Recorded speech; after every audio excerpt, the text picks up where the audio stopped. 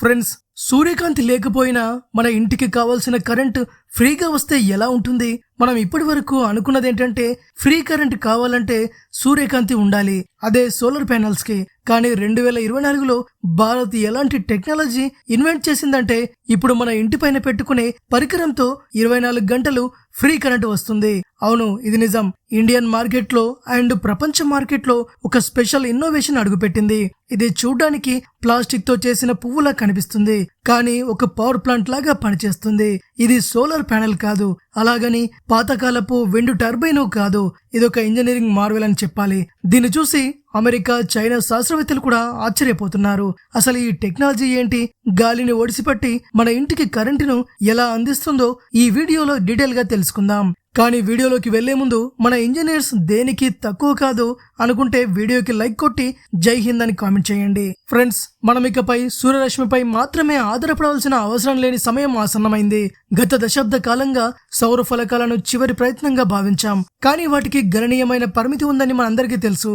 సాయంత్రకాలంలో మేఘాలు పేరుకున్నప్పుడు లేదా ప్యానెల్స్ పై దుమ్ము పేరుకున్నప్పుడు విద్యుత్ ఉత్పత్తి ఆగిపోతుంది. కానీ 2026లో ఈ కొరతను శాశ్వతంగా తొలగించే శక్తి ఈ రంగానికి ఒక గేమ్ చేంజర్ లా కనిపిస్తోంది.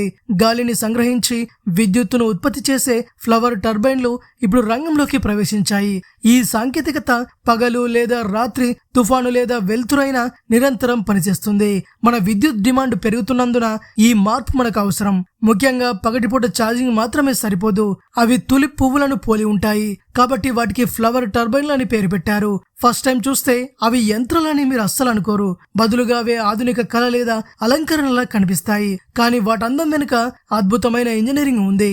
ఈ చిన్న టర్బైన్లు గాలి ప్రవాహాన్ని సంగ్రహించి విద్యుత్తుగా మారుస్తాయి. అతిపెద్ద తేడా ఏంటంటే అవి బ్లేడులతో ఉన్న పాత టర్బైన్ల వలె అడ్డంగా కాకుండా నిలువు అక్షం మీద తిరుగుతాయి. ఈ డిజైన్ వాటిని చాలా ప్రత్యేకంగా మరియు సమర్థవంతంగా చేస్తుంది. సాంకేతికతలో వ్యత్యాసాన్ని అర్థం చేసుకోవడం ముఖ్యం. మీరు హైవేల వెంట లేదా పర్వతాలలో 100 నుండి 150 మీటర్ల పొడవు, 60 నుండి 70 మీటర్ల పొడవు గల ఆ భారీ విండ్ టర్బైన్లను బహుశా చూసుంటారు. అవి మెగావాట్ స్థాయిలో విద్యుత్తును ఉత్పత్తి చేస్తాయి. వాటిని వ్యవస్థాపించడానికి పెద్ద బహిరంగ స్థలం అవసరం. అవి మెగావాట్ స్థాయిలో విద్యుత్తును ఉత్పత్తి చేస్తాయి. మీ ప్రాంతంలో గాలి వేగం సెకనుకు 3 నుంచి 6 మీటర్లు ఉంటే ఈ విండ్ టర్బైన్ మీకోసం అద్భుతాలు చేస్తుంది. ఈ సాంకేతికత చాలా సున్నితంగా ఉంటుంది. స్వల్ప గాలికి కూడా అది తిరుగుతూ మీ ఇన్వర్టర్ బ్యాటరీని ఛార్జ్ చేస్తుంది. ఇప్పుడు ప్రయోజనాల గురించి మాట్లాడుకుందాం. మీరు మీ పైకప్పుపై 1 కిలోవాట్ విండ్ టర్బైన్ ను ఇన్స్టాల్ చేస్తే అది ఎంత విద్యుత్తును ఉత్పత్తి చేస్తుంది? మీ ప్రాంతంలో మంచి గాలి ఉంది, పెద్ద ఇల్లు లేదా చిన్న కార్యాలయం యొక్క పూర్తి అవసరాలు తీర్చడానికి ఇది సరిపోతుంది. అయితే ఇది పూర్తిగా మీరుండే ప్లేస్, గాలి తీవ్రతపై ఆధారపడి ఉంటుంది.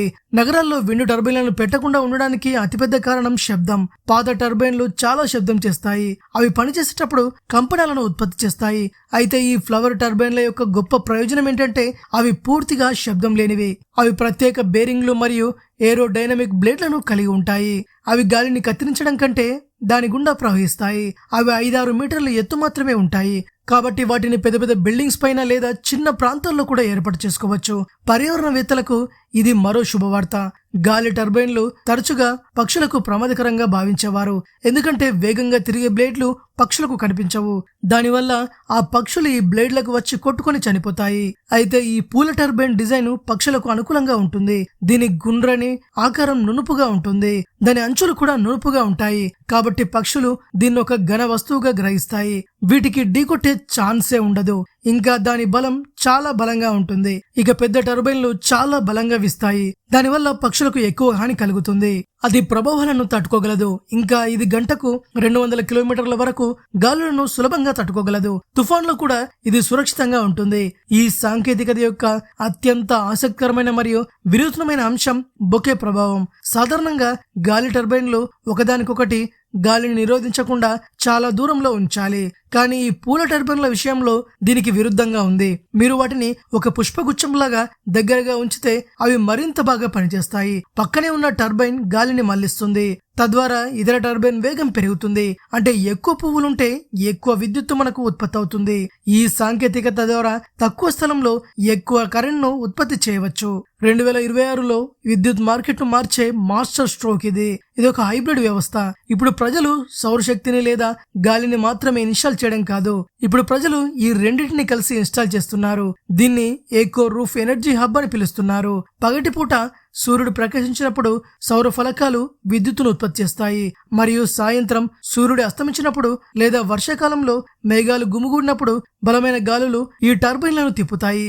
ఈ విధంగా సౌరశక్తి మరియు గాలి ఒకదానికొకటి లోపాలను భర్తీ చేస్తాయి. రోజుకి 24 గంటలు, సంవత్సరంలో 365 రోజులు నిరంతరంగా విద్యుత్తును అందిస్తాయి. ఆర్థిక దృక్కోణంలో ఇదొక తెలివైన పెట్టుబడి.